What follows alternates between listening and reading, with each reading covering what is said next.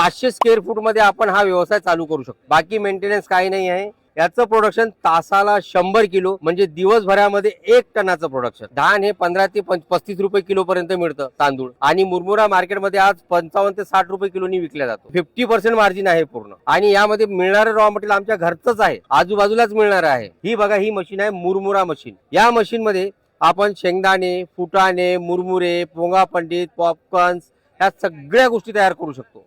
Fingers वगैरे सगळ्या गोष्टी तयार करू शकतो विदाऊट ऑइल।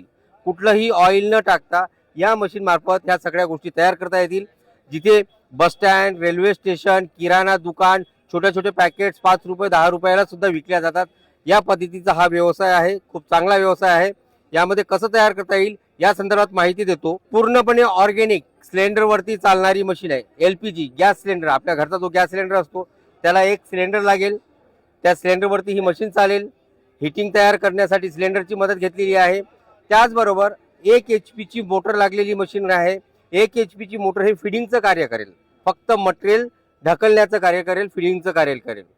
यामध्ये धान, आपलं काय म्हणतात तांदूळ, तांदूळाला थोडंसं बॉईल करायचं, मीठ मिरची वगैरे लावायचं असेल, मसाले लावायचे असतील तर त्याला टाकून इथे टाकायचं, इथनं फिडिंग होईल, इथनं पूर्ण मुरमुरे तयार होऊन बाहेर मिळतील। अधिक माहितीसाठी खालती नंबर दिलेले आहेत, या नंबरवरती संपर्क करा।